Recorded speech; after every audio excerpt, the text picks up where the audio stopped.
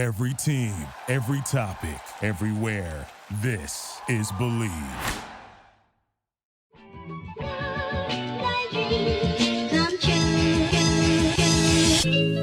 Welcome into another edition of the JMU Sports News Podcast. I am Bennett Conlon.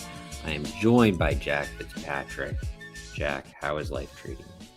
Life is treating me well, and it's I'm glad to see you over a computer screen after seeing your face a little bit too much this past weekend. Sorry, that was rude. No, it was a fantastic weekend. Hang out with you in Lexington, Virginia. We were able to hit up a women's basketball game. We were able to hit up Three Notch Valley Collab House. We learned an awesome new card board game called Campy Creatures that I destroyed Bennett in with Eva. So a fantastic weekend that was really enjoyable as we celebrated a good friend of ours' weekend of love, as I described it. Yes, the weekend of love won. The women's basketball team won. The men's basketball team won and then lost. They won one. They won one. I guess the women's team also won one.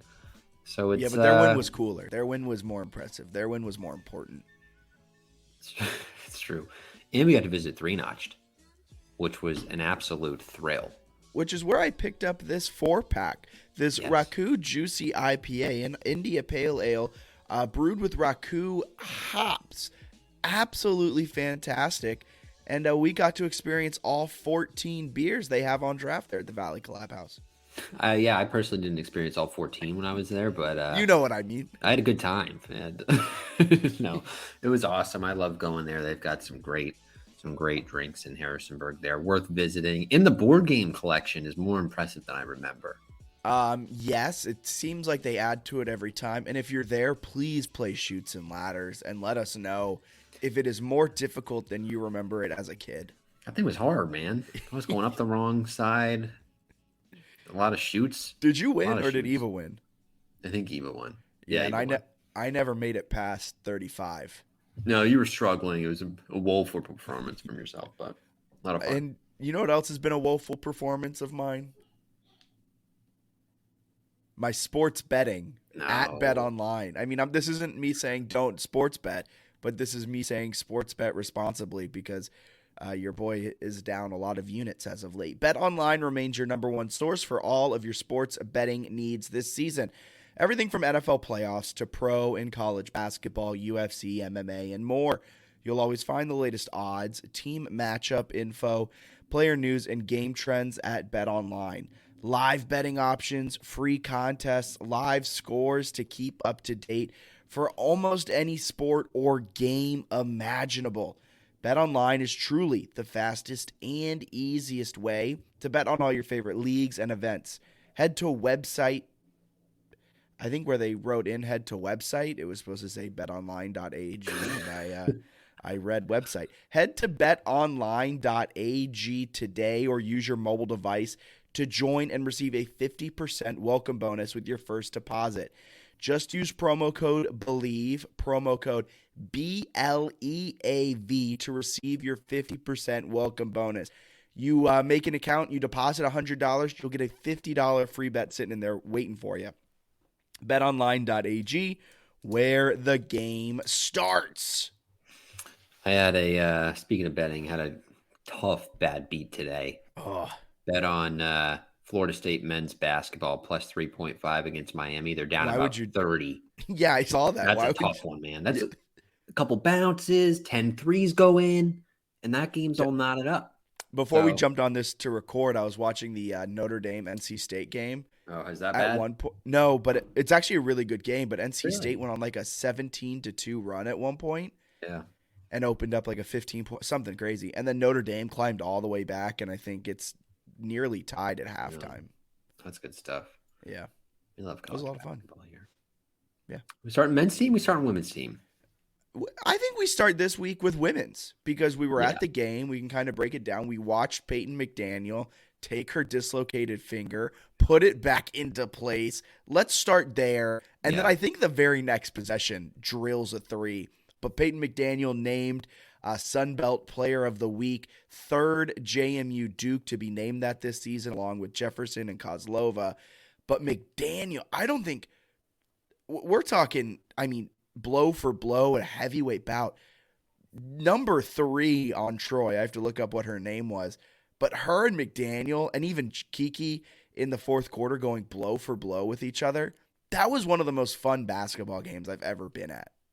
So much fun. Like the two best teams, in my opinion, in the Sun Belt, like you mentioned, going blow for blow. Kiki Jefferson felt like she was having a really quiet performance. Then you look up and she finishes with 21. But McDaniel is unbelievable from 3. Kobe King away had some really nice moves. Offensively. Wait. Sorry. Who? Kobe. Away. She's very good. But McDaniel is like a superstar offensively. So it was really fun to watch her in person play. The whole offense was awesome. I thought the atmosphere, there was, I guess they reported over 3,000 fans attended. Atmosphere was awesome. I thought that the student attendance was really minimal, but like the maybe surprised at how like amped were like the 50-year-old men in attendance. Like there were people that were really getting into it. That, like when the game tipped off, I did not think would be really into it, which was specifically awesome. My geography gen ed teacher professor, who is a few seats down away from us, Micaiah Hallman. I think she put on a show, man. Believe she went off for 33 and hit 2 threes in the final 4 seconds. Yeah, JMU probably should have won by like 8 at the end, and there were some other points where they could have pulled away, but like Troy's got a good team for sure. A team that thrives in the mid-range. They said, I see your analytics and I shove it because we're just going to play in the mid-range. That was, oh gosh, what a fun game. But McDaniel was just nailing threes, like just stupid shooting ability. And yeah, late, I guess it was the fourth quarter, I think it was the fourth quarter. It was the fourth. Late in the game, they kind of stop and she's going over the bench and she's making like this face that looked like, honestly, like I thought she was about to cry. She was clearly in a ton of pain going to the bench. And then she just like stopped making that face, looked over and was like, oh, it was dislocated, saying that to the bench, shakes her hand. And they're like, do you want to come out? And she like waves him off and then nails a 3 like 30 seconds later. I mean, it was insane to have that level of toughness and then also be like, oh, I'm going to like try to score and not like play off the ball for like 5 possessions. Yeah. And then kind of like during that time too, Kiki then scores 7 straight points, tries to assist on like a 9th, but it doesn't end up working out. But just like absurd level of play from everyone in that game. I'm trying to pull up the box score so we can break down exactly what happened in it. But I mean, it wasn't Kozlova's best game, and they still managed to beat the second best team in the Sun Belt. Granted, they did have an otherworldly performance from McDaniel. They had a really, really good performance from Kiki Jefferson. But it's got to feel really good that you were able to take down Troy with what's been your second best scoring option over the last month and a half. Wasn't your second best scoring option in this game. Yeah, it's just they've got some impressive depth that I didn't necessarily appreciate at the beginning of the season. They're really finding their groove. The other thing we always harped on was like, oh, they turn it over too much, and they had 19, which is a lot. 21 assists, 10 for Jermond. Jermond was dishing them out. I think also it helps that when your team is hitting the shots, right, it makes the assist number look a lot better. McDaniel, 6 of 11 from 3, 4 of 5 from the free throw line, 9 of 16 overall, and in 28 minutes had 28 points. Yeah, I was just super impressed with all of them. I mean, they're just so like McDaniel and Jefferson is an insane 1-2 punch, and then Kozlova's stupid efficient in the post. It was a game where like I thought they could have played Hazel more. She played 13 minutes. Thought she probably could have played a little more. I know she had some foul trouble at times, but like she's a really good option and super athletic and create her shot, and she only played 13 minutes. You know what I mean? Like they just have so many options. Clarinet's not doing a lot scoring recently, but she's pretty. You feel her presence defensively and crashing the glass most games. Yeah, and they shot a really, really solid 37.9% from behind the arc, held up by Peyton's 6 of 11, but they shot 45% from the floor, a 58% mark on the floor in the fourth quarter. Which, if you think, really good. I mean, the way the game ended, it's a 1-point game. You got to assume if they aren't going 7 of 12 from the floor, if they shoot 50% from the floor and go 6 of 12, they very well may lose that game. So just really, really impressive performances, start to finish, front to back, and compounding with all of that was a loss the game before against Georgia Southern, where it was a weird play call at the end with kind of giving it to Kiki to just drive into the lane to try and make a contested layup with 3 Georgia Southern defenders all over her. And then to bounce back from your first loss in 14 games to go out at home in front of your home crowd, feed off that energy, and take down the best team in the Sun Belt, the team in the Sun Belt that's been kind of the cream of the crop until the Dukes came into it. It's really, really impressive, and it makes me really excited for this team. McDaniel's 11th nationally in 3-point shooting percentage at just over 45%, which is so sweet. Where like the beginning of the year, she wasn't playing much because she was still like coming off the injury kind of. We're like, I don't know about the scoring. Like, I don't know if it's there. I did not realize, and I've said this before, like just how gifted McDaniel is as a scorer. Like her shot is so good. It's such so quick. Yes, it's such a quick release and there's no like hesitation. Like sometimes you have like a decent shooter who's like maybe a little, they're not trying to force themselves into the action. No, like McDaniel catches it open from 3 and she's pulling the trigger and like making it almost half the time. You know who else is doing that? And it's really fun to watch. Not as clean of a shot, not as quick of a shot, but it's whenever they get the ball, they're going to do something with it. Kobe King-Hoea. Yeah. Like she finished the game 4 of 9, 1 of 5 from 3, was not afraid to jack it. A few of those I wish she probably held in her back pocket and dribbled it out a little bit, but not afraid. Drive into the baseline, weird like runner floaters that had no on them, look like beer pong shots, just like complete straight into the hoop and just went in. But the mix between her and Peyton McDaniel, really, really fun to watch, even though it might kind of make you want to pull your hair out at times. But combined, they went 13 of 25. King-Hoea's skip passes are also sweet.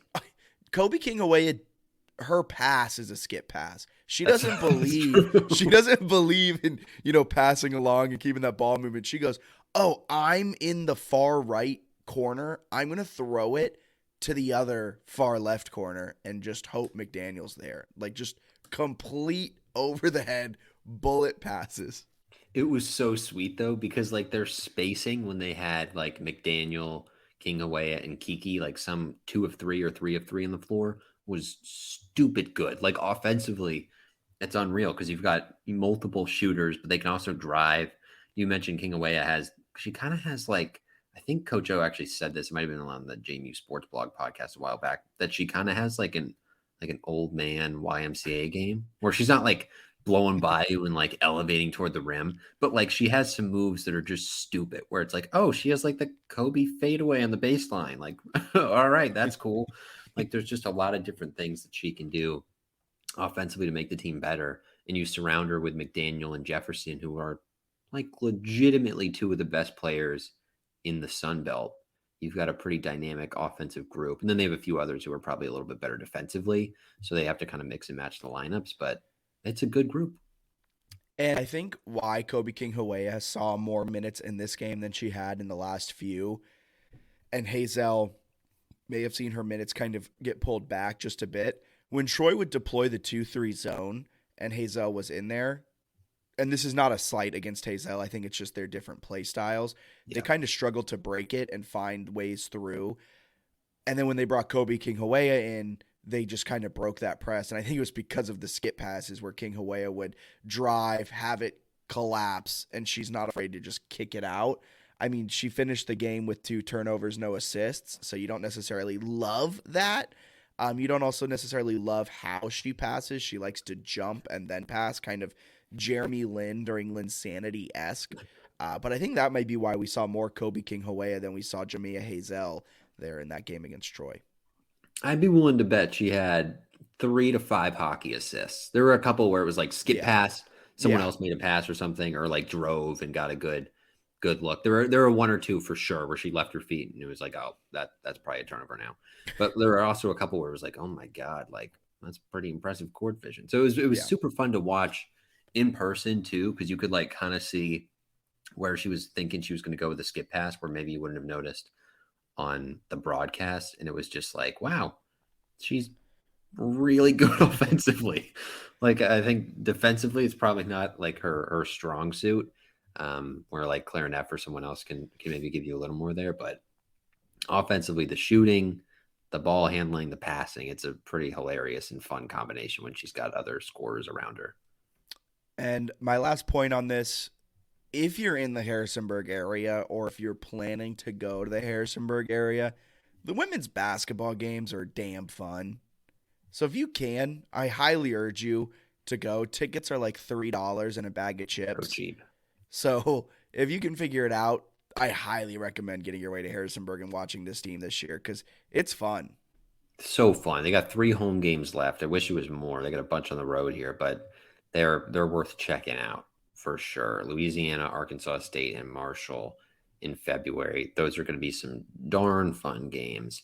And they also have a couple in the like Atlanta area if you're an alumni in that region. They've got a road game against ODU.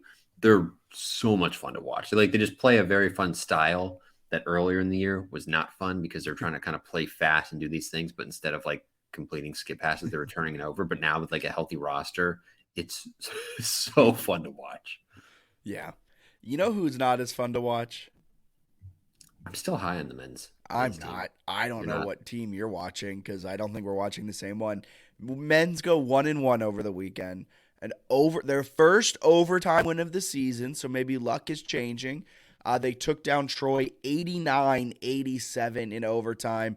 They trailed by 15 at one point, I believe, in the second half. Stormed all the way back to tie it. Headed to overtime. Vado Morse nailed what I thought was a 3, but I guess it was the foot was on the line, and they're giving it to him as a 2. It doesn't matter because it was the game winner. Somehow goes in, hits the back iron, just completely just dies and falls in. And to then to kind of really use that momentum into the next game, they then get blown out by 13 against Southern Miss, and it was never really that close. And now they head into a 2-game homestand against Coastal and Louisiana Monroe. But how important, Bennett, was that win over Troy so they didn't go 0-2 this weekend, which they were staring at dead in the face?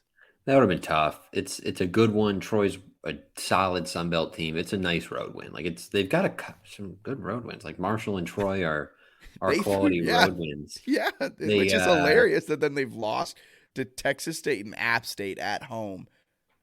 Those suck. And then the other one too, where it's like, oh, maybe South Alabama's like a solid team. And then after they played JMU, they lost 3 in a row, which maybe it's what is it, the 49ers effect where they're so worn down from playing JMU. Yeah, that's it.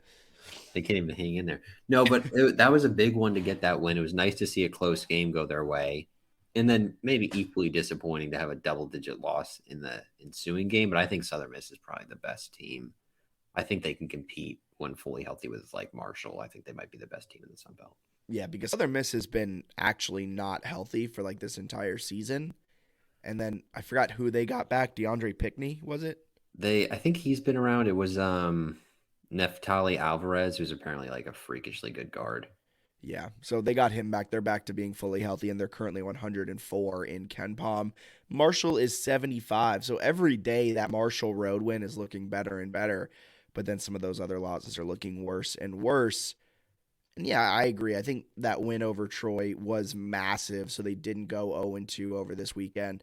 But at the same time, and I don't want to sound, maybe I have to be, because you're a little too high on this team. Maybe I will be just kind of the rainy on the parade type of person.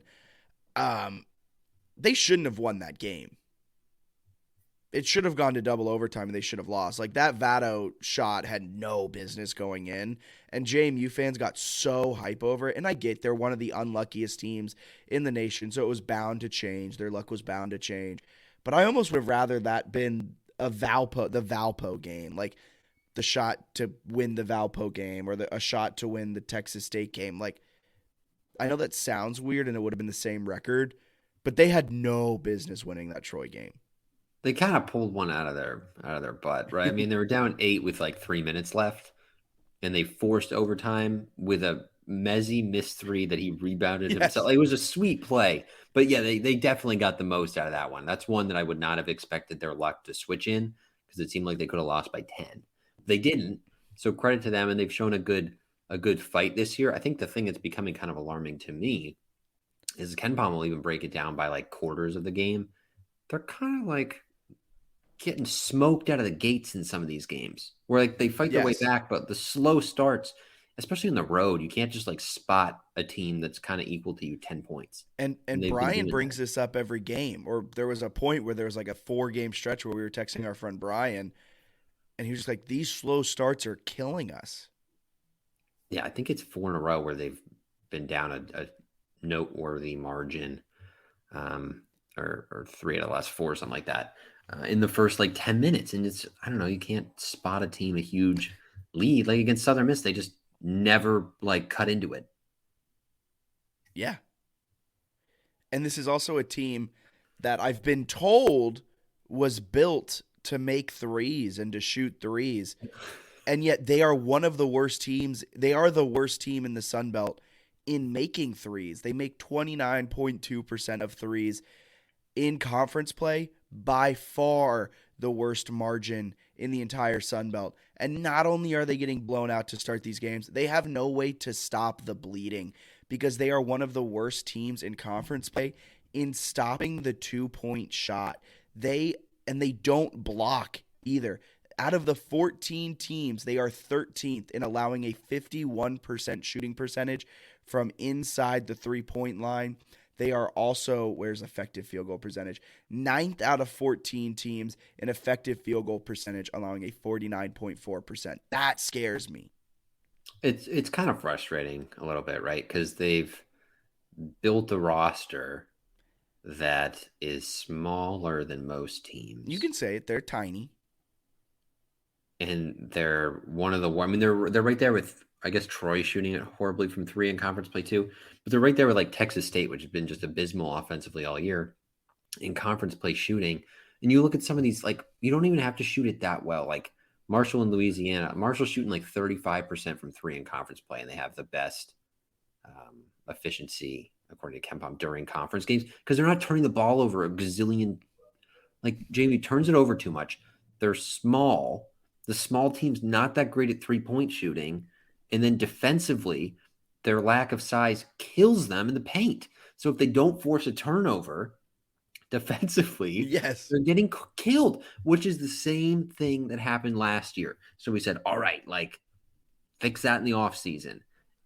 And they just didn't. Like, they added Mezzi, who's a really good player, and Friedel, who's a good player, but was essentially a replacement for Chuck Falden. I think can do more offensively, but he hasn't had his best season. To not get a shot blocker when you know that, like, that is a huge way to improve your 2-point defense, to me was a huge miss. And not only to improve your 2-point defense, but to improve your 2-point offense. Like, I feel like a big issue too with why their 3-point percentage is so low. It's because teams know this is an analytics driven team. They're going to shoot the 3 and go inside. And we know they have no one inside, so let's just defend the 3, right? And now their only big body that was a consistent player, that was a starter, that was good on offense and defense in Alonzo Sule, he's been out. And according to Byington, you just told this to me, he could play Thursday. He could also miss the rest of the season. He gave no clear update at a press conference of what his injury situation is. And it's frustrating too, because like you have really good Offram and Amadi have good like efficiency numbers. Some of that is because I think Offram's probably got a more developed offensive game. Other teams in the Sun Belt can literally post a guy, throw him the ball in the post, clear out, and let the man work. Maybe Offram can do that, but he kind of slashes well. Amadi's not doing that. Amadi hasn't done that his entire JMU career. It's not his role, which is fine. I just think there's kind of a deeply flawed roster management, which there has been the whole year. And I think I'll be honest, they fooled me pretty significantly by playing out of their minds.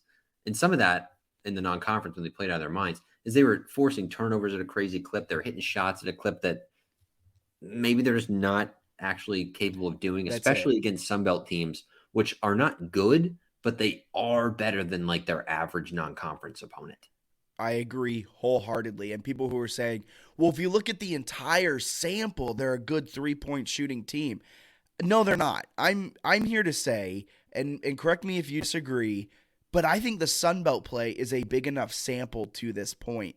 And that sample is telling me they are the 12th best team at shooting the three, hitting it 29.9% of the time. If they're not turning it over, they're not stopping you. And like, it's just a team that is fundamentally flawed, that isn't actually a good 3-point shooting team. It's a Division I college basketball team that can hit their shots when you aren't guarding them. That's it. The positive for me that I will say, I think KenPom has them as like the second toughest in-conference schedule. You look like Marshall, Troy, Southern Miss. Those are probably like 3 of the 4 best teams in the league. They had to play them all on the road already. They got a stretch here that's extremely winnable. Yes. So I think they can finish the year well and put themselves in position that like, hey, let's play our best basketball and compete for the Sun Belt title. I'm just frustrated because I thought they were almost ready, and I think they kind of fooled me, thinking they were ready to like be the team in the Sun Belt, especially after the first 2 conference games, because they do some really nice things defensively. And if they had like a shot blocker, they would probably have the best defense in the conference. They'd probably be they could be a top 50 defense nationally if they had a shot blocker, but they decided not to get a shot blocker. And it is frustrating too, because some of it was like, oh, this is going to fit in the Sun Belt. This is a style that's going to work in the Sun Belt. Like, I know the Sun Belt, they're small. And it's like, no, they're getting murdered by big guys game after game. And fun fact, they have another 6'10", a pretty solid offensive big man they're coming up this weekend against. And just to kind of pile on even more here, their block percentage, which is just a really good indicator of do they have someone that's in the lane, clogging up the lane and getting their hand on shots, by far the last place. 5.2% of all shots are blocked. In their best guy in terms of block percentage is Soule, who we don't even know when he's probably their best post defender, and he might be, I don't know. It's just like, it's really confusing, the roster build. Yep. Because they have so many guards and wings. Like, almost, I would, you can argue too many, to be honest with you. Because like, I would argue too. I think it is a negative, and I know we talked about it after the Georgia State Marshall weekend. Is it a good thing that they're this deep? Is it awesome that they can run 7, 8, 9, 10 guys out there? Is it cool that they can do full platoon swaps? I don't think so anymore. I think it's a detriment to this team. And who was we met Way at the women's basketball game, and he was kind of talking about it too. Am I going to go out for 5 minutes tonight, or am I going out for 25 minutes tonight? And then you brought like, am I eating a pregame meal where I'm like actually have to try tonight, or like, how am I handling this? And I think it's just messing with everyone at this point, that there aren't necessarily defined roles outside of 3 players. And those aren't even like strong roles. It's Friedel, when you get the ball, you can shoot. Votto, have fun with it. And Takal, never pass. I don't understand it's it's kind of sweet that like in KenPom, I guess it goes like top 500 nationally if you pop up on one of those statistics. It's pretty sick that they have like 7 guards and none of them pop up for assist rate. Like, no, I don't know. Like, Iheanacho and Strickland are probably your best distributors, and their minutes have just been slashed. What about the fact that none of the guards have an offense? Is Terrence Edwards listed as a guard or a forward? He's like a wing hybrid, I guess. I guess you could call him a guard, maybe. Well, if we're maybe calling him a guard, this is for this point, let's call him a forward, because no guard ranks in the top 500 in offensive rating either. It's Edwards, Mezzi, and Amadi all rank in the top 500 in offensive rating. They've been super efficient. And I mean, at least like, I don't know, you've got Friedel and Morse aren't like turnover fiends, but some of the other guys kind of turn it over a lot. It's a very strange roster build, and it doesn't seem to really be working. I don't know. You know what else is awesome to see? A 3-point lineup made to shoot threes, not have any of their shooters in the top 500 in the nation. Yeah, I mean, that's a little bit That's a little bit alarming. But like, and the other thing too, that's maybe most frustrating, is that the offense has played a little bit better the last few games. I was looking at, I think it's And the defense hasn't. evanmaya.com, and he has like the efficiency ratings for like offense and defense for each game.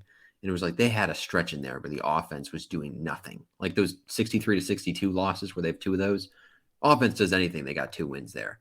And now it's like the defense getting crushed when the offense is doing things. Southern Miss cooked them. I mean, it was like they couldn't buy a stop. They gave up 65% shooting from 2, which is awful. And then Troy had a pretty good offensive game too, where they shot pretty much 65% from 2 again. It's frustrating because it's like, all right, let's turn them over. And then when they don't, it's like, oh my God, I wish we had a 7-footer who could like maybe even consider protecting the rim. Because they have no rim protection. How awesome would it be if this team had Zach Edey? They don't even need Zach Edey. Give me like a Sun Belt level center. It's just tough because it's also like it's not the players' fault. Like I think the players are kind of I don't know if they're getting the most out of like what they can be this year, but I think they'll probably go on a little bit of a run here with an easier schedule. It's hard because like they have a roster that if they did have a true center or two, it'd be like I don't know, Sule, Offram, and Amadi are not 5s. Like they shouldn't have to play the 5. They're not 5s. Yeah, and you mentioned it about the schedule, and as I do these 3-notch previews that we'll dive into here in a minute, you kind of notice how the Sun Belt does the schedules. Some of these teams like start with their easies and then end with the hards. Like Louisiana Monroe's 5-3 in Sun Belt play, but the best Sun Belt team they've played is Texas State. And then they're going to like come up against Southern Miss, JMU, Troy. And it's like, oh, it's just like how the schedules are going. Lost and I think every good team they've played. Yeah. And I think JMU's kind of in that same boat. So it's a plus that they were able to take down Marshall and Troy. So against like the cream of the Sun Belt crop, they're 2-1 and they're coming up against like the worst part of their schedule. Downside for JMU is that they are 2-3 against bad Sun Belt teams. Yes, that's not great. We'll see what they can do. I mean, you've got 10 games left. I think if you don't get at least 6 of those, it'd be really disappointing, which would put you close to 20 wins. You get 6, you got 19 wins. So it's not like and 6 is winning out at home with just one and going 1-4 in away games. Yeah.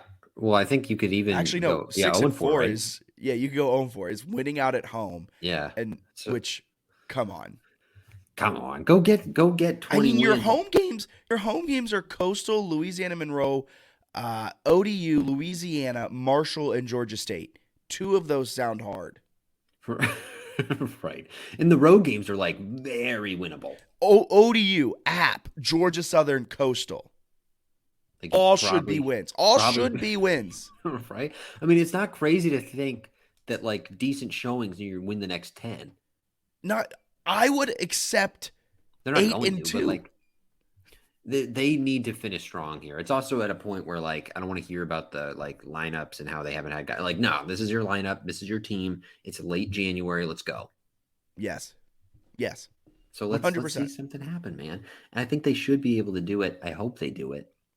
They kind of need to do it because again, my final point here before we do the little previews is just that like they fired Matt Brady because they wanted to make some stuff happen in the postseason and be like a more relevant program, and they're the same program. So I want to see like some sort of reason to believe, some sort of reason to have hope. I want to pull up whatever I tweeted the other day about so since Lefty Drysdale left.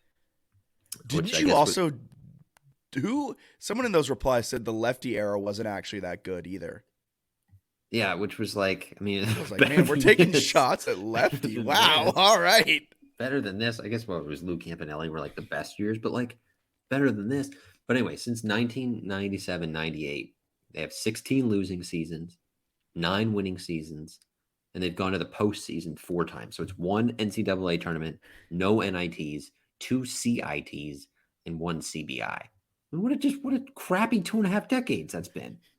Like at some point, you got to do something. Why build the fancy arena if one of your basketball teams just sucks? Women's team, awesome, fun to watch, good job. Men's team, carry weight a little bit, just a little bit. Because you know what this could be. You saw what it was when JMU beat UVA. And I know it was a down year of UVA. And I know everything around that game. But you saw what that fan base wanted to be. They were chanting F Tony Bennett. Dukes do better. All right. Isn't it pretty cool that we were at the game that incited Dukes do better? That was pretty cool. History. Yeah. History was made. I also love watching that Dukes do better, that intro video they played at the beginning of the game now, and Mark Byington sitting there and he's like, we have to be better. Like, come on, Mark, you benefited from the F Tony Bennett chance. That was a multiple point impact, that crowd. I'm telling you, and it was, what, a 5-point win? I'm just saying. We need some love for that. Come on. All right. Some product placement here. It's time for the 3-notched weekly preview. This weekend, men's basketball, a nice little homestand against 10-10 Coastal Carolina, and then Louisiana Monroe, who sits at 9-12 on the season, come into the AUBC. Coastal 256 in KenPom, and they are defensively atrocious. It's the third worst team JMU has played defensively this season, behind, I believe, Howard or Hampton and LIU. They're coming off of a loss against Chicago State. They're just not very good, and this should be an easy win for JMU. I will say, JMU fans, don't get too excited if JMU shoots lights out from 3. That doesn't mean the problems are fixed. It means they're going up against a terrible defense, one that is very similar to LIU. In a game that I think will actually be pretty solid will be the Louisiana Monroe game. They're sitting at 5-3 in conference. They were picked as the last place team in the preseason poll, and they're currently sitting in third. They're 9-9 against the spread. But like you said, they're not good against good teams. And there's a reason they're 296th in the net. They've beaten every bad team they've played, and their only good win this season is against Texas State. They do have a 6'10 senior forward in Victor Bafuto, who may present some problems for JMU. But overall, these are two very winnable games that if JMU doesn't go 2-0, not good. What are your thoughts? You got to win these two. Coastal hosted Chicago State. Chicago State doesn't even play in a conference, I found out yesterday. They're an independent basketball team. Are they in Chicago? I believe they are, in fact, in Chicago. Yes. Okay. I just know some of those, like Jacksonville State isn't in. It's in Alabama. They're a real team in Chicago. 4-0 this year at home. 1-16 on the road. Coastal was their first road win of the season. Wait, they stink. They've only played 4 home games this season? Because they're an independent somehow. I don't understand. But they're basically a fake program as far as I'm concerned. One of their wins, though, pretty embarrassing here. Chicago State has a home win over Valpo. So that's tough. But they are not good. Coastal just lost to them. Coastal's not good. Like, they can't shoot the 3. They can't defend the 3. They can't defend. Anything. They're 321st in defensive efficiency. They can't defend. I could shoot. I could score points against them. Louisiana Monroe, they can't shoot the 2. You don't even need a shot blocker. They can't do it on their own. They're terrible. Both these teams, not good. If you want to win the Sun Belt, you want to be slightly relevant in mid-major basketball if you're JMU, just win the next 2 games. No excuses about lineups, no excuses about anything. I don't care if like half the team has a flu. Win the next 2 games. They're at home. Win the next 2 games. I dig it. I agree. I think if you lose either one of these 2, I think someone's seat should get a little hot. You love putting people in the hot seat. Look, I was right. I've been right on both of my seats. That's not right. Yes. Who are your my seats have been Eikenberry, who, yes. That one, yeah. And Coach O. You can't look at me in the face and say that. No. Because he's performing well this year doesn't mean that his seat shouldn't have been hot the last 3. No, his seat wasn't scorching. If anything, there was a slight warmth that you added to it, but they're rolling right now. I also put Coach Rowe on the hot seat, didn't I? That was an easy one. Yeah, it was, but I'm just saying I'm 3 for 3. That's debatable, but I'll take that for you. Yeah, 3 correct hot seats. It was no Connor Mitchell be the starter, but man, it's pretty good. I think if anything, it lights a fire under the coaches, right? People are listening to the pod. Look I at w- look at what the women's team has done since you put them on the hot seat for the 5th time. I will say it was a little awkward with Coach O being so close in the AUBC. I'm not sure if he knows who we are. That And dude that is we've yoked, by the way. Like, he more not is. even realized. Like, his back is popping out of his polos. My Yeah, God. someone should tell him though to unbutton that top button because that style went out like 5 years ago. I think he should unbutton all of them and just lean into, like, ripped coach. He should be doing Also, curls, like, pregame. shout out Neil Harrow, the former Troy assistant who we Yes. poached from Troy to bring to JMU. Big time win for him, but also shout out that man bun. I don't always love man buns, but it's something about his Scottish ancestry and the way that thing's just up there, nice and Yeah. tight, really well lined up. 10 out of 10 man bun. He was putting on a show, too. He knew, like, every play Troy was about to run. It was awesome. There was one point where like JMU turned it over like 2 or 3 times, and I don't know if you caught this, but he went on the bench and he sat down, he looked at all the girls, and he was just like, "They're just gonna try and turn you over. Just don't." Like that's all they have. They're awesome. What a hire by Coach O. Man, it's the coldest seat in the biz. All right, JMU football, talking about coldest seats in the biz. Kurt Signetti, he signed that contract extension that for every 7-win season, it just adds a phantom year to a contract. Never have I ever seen that in a contract before, but here we are, and I think that could say that he is the coldest seat in the house. But it's official. JMU transfers, they've all signed. The transfer window opens back up a little bit later. In that other transfer window, I would not be surprised if we see Atkins or Barnett hit the portal or both. But they've signed them all. And now we're in the quarterback competition time as McLeod, assumed to be the front runner, followed by Griffiths. I think I'm pronouncing that correctly. I think so. Barnett and Atkins are all battling for the 2 through 4 spot. Who do you think wins the competition here on January 24th as we're recording? McLeod's got to be the front runner, right? Because he has experience playing college football and was like good at USF and like showed flashes at Arizona. Yeah, and the fact that the other 3 quarterbacks combined have more interceptions than completions. Yeah, they've like barely played at all. So it's a tough one to think that it'll be that competitive. Although I think it'll be interesting if it actually like I've always wanted as just like a fan, like a freshman to just blow the doors off the competition and be like the guy for 4 years would be crazy cool. This is very hard to like simulate multiple years in a strength program and like learning offenses and just adjusting to college life. So my guess is that McLeod kind of runs away with it pretty early. And then you have a battle for, I would assume kind of in the spring, the battle becomes more of a backup battle. And then however that plays out, I would think the loser of like that 3-man race could transfer. That would just be my guess if they want playing time, unless you just want to like be around a really good program and be a 4th string, which like from my perspective of not liking contact sounds sweet. Like I've always held the belief, one of parties and stuff, you're like, you guys are rolling through the Sun Belt, you don't have to do anything on the field. It'd be awesome. I've always held the belief that the best job in professional football is the backup quarterback. Yeah. Can you imagine like 3rd string college kid who's just like, two injuries aren't happening in front of me. I'm fine. That's a sweet gig. Not to mention the 4th string, 3 injuries aren't happening in front of me. No, you're good. You're good. Yeah. I think that's the real competition. I would be gunning for that 4th string job. Be throwing practice picks like you wouldn't even believe. All right.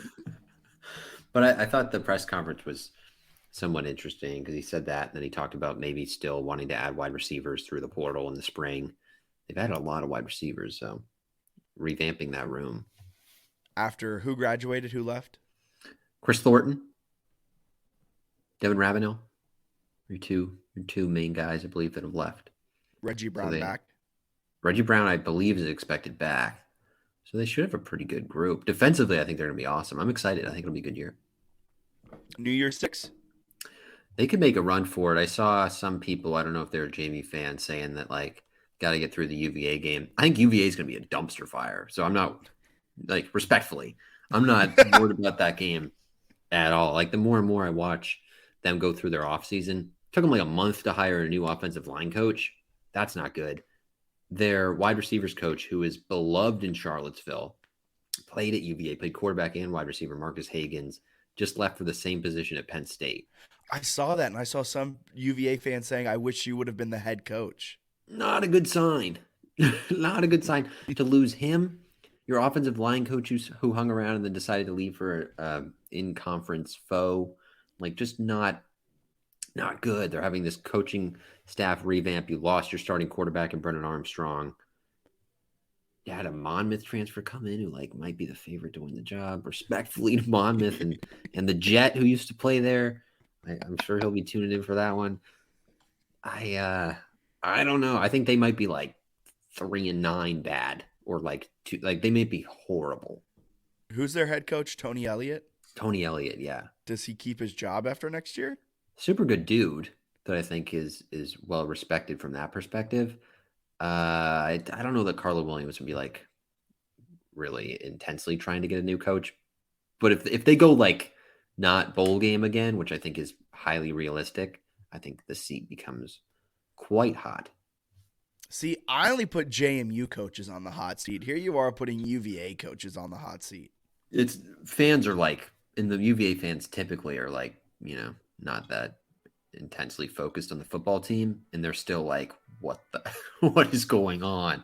The Hagans one's a really tough blow because he's just awesome, super engaging too from a recruiting perspective. To lose him is not great. Yikes. Well, yeah. Anything else you got to add? I think we're winning out next year in football. All right. Basketball better go on a run. Men's basketball right now, putting you on watch, putting you on notice. Let's do something here. Let's fire up the I don't know what you're firing up, but let's get some stuff going here, Yep, this weekend, women's basketball will take on Coastal Carolina and Georgia State, both on the road, and the men's team takes on Coastal and Louisiana Monroe, both at home. Should be a good weekend. Fingers crossed JMU goes 4-0 in those. Men's basketball really have to pick up 2 wins as they're facing off against 2 of the worst teams in the Sun Belt, according to analytics. We'll be back next week with another edition of the JMU Sports News Podcast presented by Bet Online. See ya.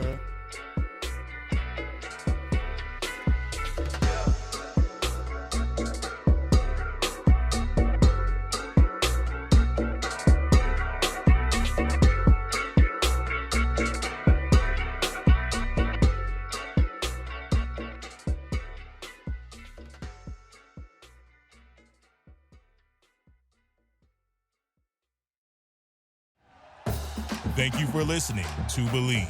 You can show support to your host by subscribing to the show and giving us a 5-star rating on your preferred platform. Check us out at Believe.com and search for BLEAV on YouTube.